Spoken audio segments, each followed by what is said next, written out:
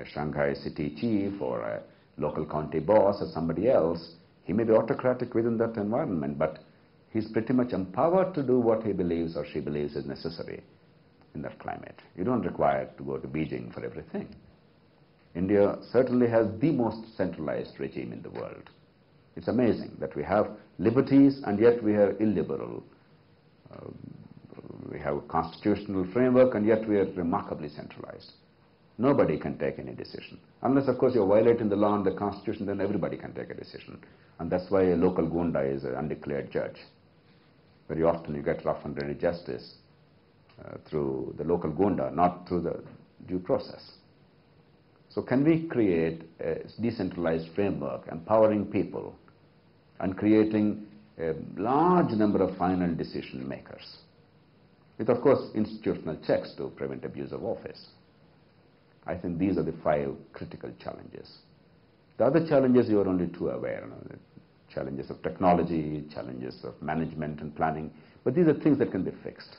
These are things that you can hire the best brains in the country and outside, you can borrow technology, you can do 100 things, but the issue is, how do you institutionalize? I often used to think, and as I said today, for instance, India can achieve a lot. We have so much of opportunity. We have the resources. We have the technology to transform our country in the next few years, and certainly to make it one of the great players on the global arena in the next 30 years, by 2039. Then somebody pointed out to me, and quite wisely, he said, look, but the problem is you don't know how to organize yourselves. And let me conclude with this. 500 years ago, in the tiny country of Finland, tiny in terms of population, Finland, every single birth and every single death was registered. So every Finn citizen can now trace her ancestry to maybe 15, 20 generations, to 500 years, accurately, on both sides, both parents. And that's why Finland is regarded as a haven for study of genetic disorders, because you can trace the genetic flow of years. In 2009, there is not a single city in India, let alone the villages and the counties, or the mandals, or the districts, or whatever. There's not a single city in India in which we can now claim that every birth and every death is registered 500 years later. It's not technology and resources alone. They're, of course, vital. It's the way we organize ourselves. And politics, ultimately, is about organizing the whole society in a structured manner. There are other things that play a role. Social institutions, family. They evolve over centuries, and they're there. Like religion. You have faith, and that keeps many people certainly on a straight and narrow path. These are not the problems of India. Indians are the most religious in the world. And surveys were done time and again about faith. Indians, the largest number of Indians, 99+% Indians, always professed faith in a God. Whatever be your God. United States was the second largest number, by the way, about 85%. Among non-communist it was the least number. And so Indians are God-fearing, if religion is an issue. Our social institutions are remarkably strong even today, if that is an issue. Because even today, if law and order are maintained, if people behave in a socially responsible way, it's not because of the fear of law. It's because of the fear of peer pressure. It's because your family, your khandan's izzat is affected if you don't do the right thing. You can't show your face. Your parents feel upset, and your family, your peers, and your friends, there's a loss of face. It is this, and of course there's respect for elders, and there are many things which are wonderful with our society. Let's not, in our anxiety to set things right, debunk what is good in our society. There are many, many things which are good. So the problem, well, there are problems in society, no question about it. There is a moral neutrality to inequity by birth. We are about the only society where, if you see a servant maid's kid who is really bright as your kid, you don't think twice about that kid not getting an opportunity like your kid does. You think it's perfectly natural. It's the way society is ordered, and that's perfectly okay. We're not cruel or villainous, but there's something that happened over the centuries which made us somewhat oblivious to this terrible iniquity. We are not outraged. There is no trust outside of a caste group or a family or a professional group or a trade union. Across groups, there is complete breakdown of trust. And therefore, doctors blame lawyers, lawyers blame politicians, politicians blame bureaucrats, and everybody blames everybody else. There's no sense of common fate. We don't know how to maintain a queue. We don't realize that if I don't do it, I am the one who is going to get hurt. Everybody is going to get hurt. We don't realize that spitting on the streets is not the best way of managing our streets.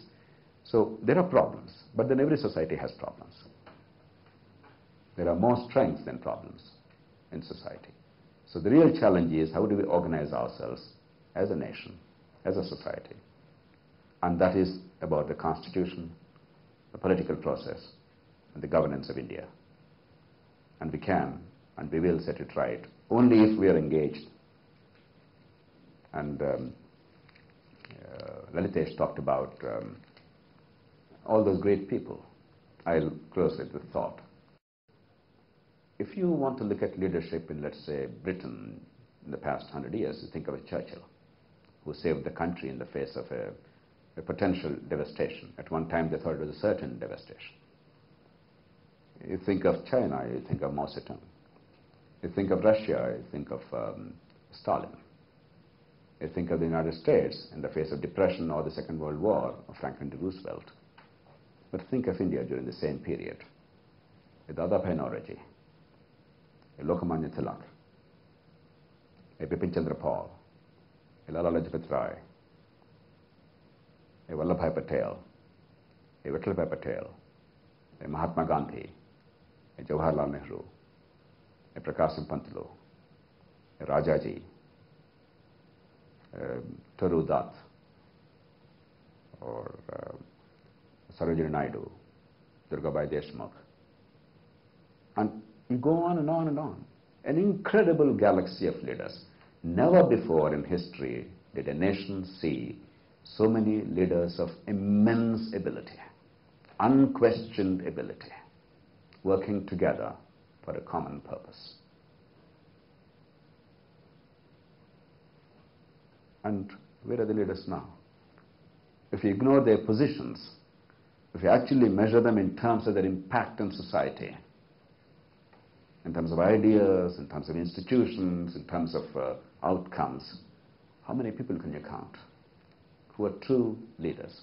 It's not that India is bereft of leaders, it's that India is losing them.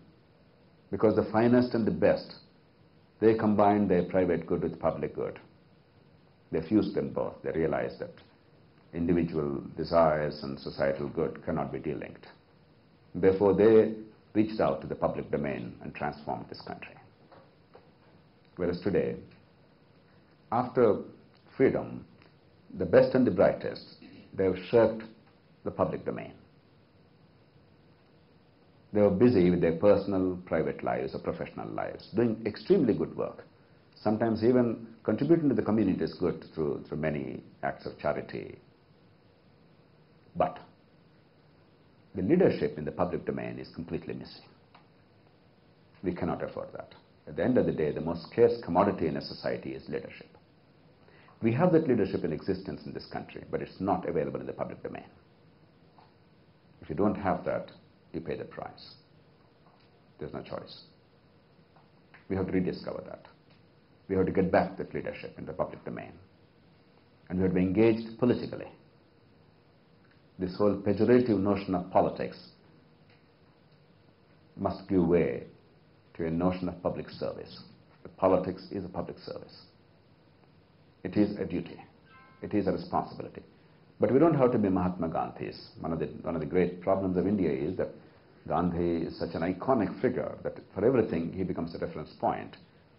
And we think that if you want to make a difference to the country, you have to be a Mahatma Gandhi, sacrifice everything, be a saint, be jailed, suffer all indignities in the cause of the country. And because we are ordinary mortals, we cannot be Gandhis. It's all right if we are Godses, because the choice is between a Gandhi and a Godse. We forget that there is something different required. That what we